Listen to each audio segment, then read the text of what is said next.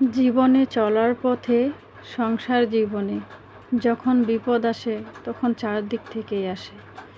বিপদ কখন আসে আমরা কিন্তু কেউই জানি না।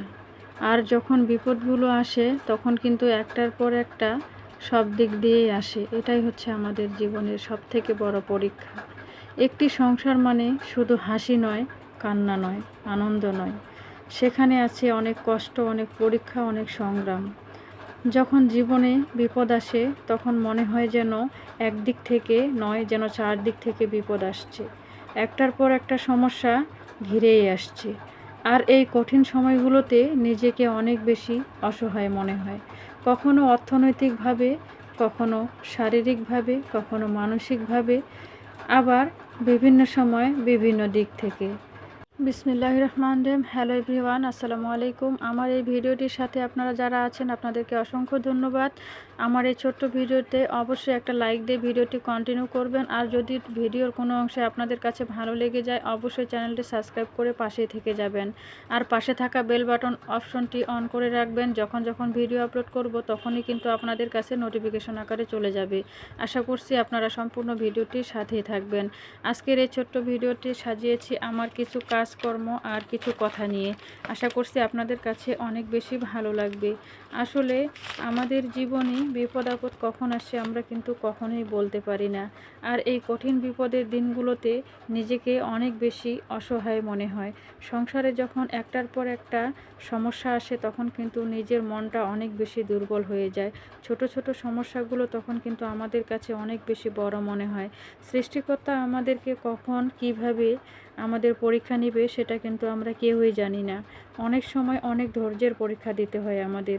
সংসারের একদিক থেকে সমস্যা শুরু হলে তার প্রভাবটা কিন্তু অন্য দিকেও পড়ে। যেমন অর্থের অভাব হলে মনোমালিন্য সৃষ্টি হয়, আর এই মনোমালিন্য থেকে মানসিক কষ্ট সৃষ্টি হয়। বাস্তবতা আমাদের অনেক কিছু শিখিয়ে যায়। বিপদের সময় দেখা যায় যে সকল মানুষদের পাশে থাকার কথা তারা কিন্তু আমাদের পাশে থাকে না। অনেক সময় হয় যাদেরকে আমরা গুরুত্ব দেই না সেই সকল মানুষেরাই কিন্তু আমাদের বিপদের সময় পাশে থাকে। আসলে বিপদের সময় যেই মানুষগুলো আমাদের পাশে থাকে তারাই কিন্তু আমাদের প্রকৃত বন্ধু, তাই না?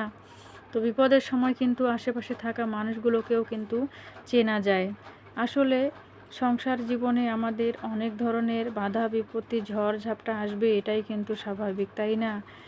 এই কঠিন বিপদের দিনে আমাদেরকে ধৈর্য ধরে কিন্তু মোকাবিলা করতে হবে। ধৈর্য ছাড়া কিন্তু আমরা কখনোই সামনের দিকে এগিয়ে যেতে পারবো না।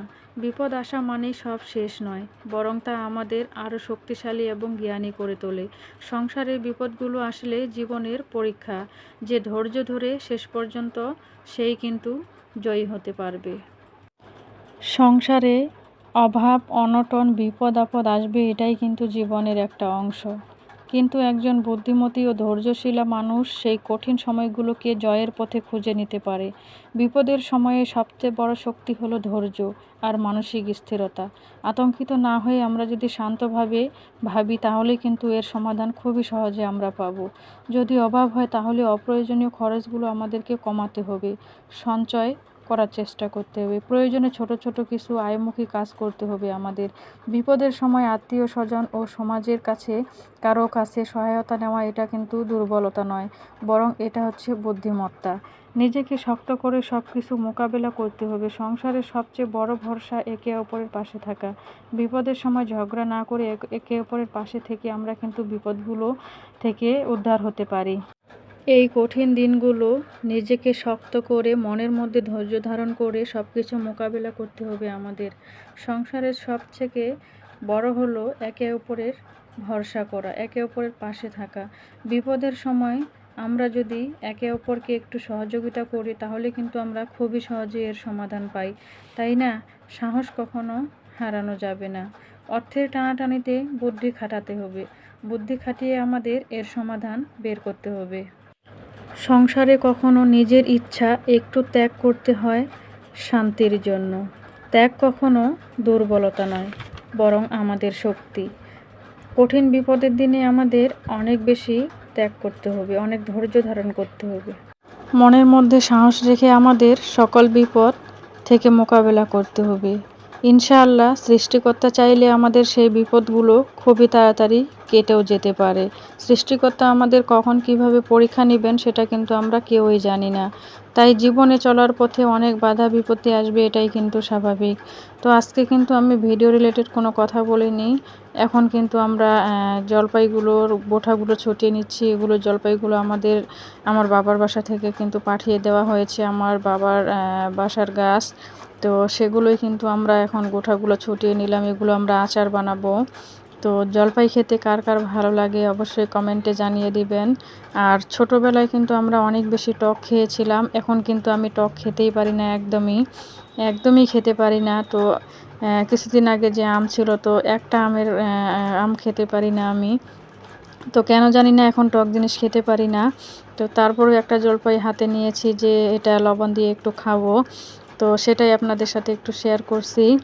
তো আমার মেয়ে কিন্তু একটু লবণ এনে দিল আমাকে, আর সেই জলপাইটা কিন্তু আমি এখন খাবো। আর আমার এই ভিডিওতে অনেক নয়েজ আসছে, আসলে আমার তেমন মনোরম একটা পরিবেশ নেই যে আমি সুন্দরভাবে ভয়েসটা দিব যেখানে কোনো নয়েজ আসবে না। তো এরকম কোনো আমার পরিবেশ নেই, আশা করছি আপনারা সবাই একটু নিজেকে মানিয়ে নেবেন। আর আমার ভিডিওতে থাকা অনেক নয়েজ আসবে, তারপরেও আপনারা আমার এই ভিডিওটি একটু দেখবেন।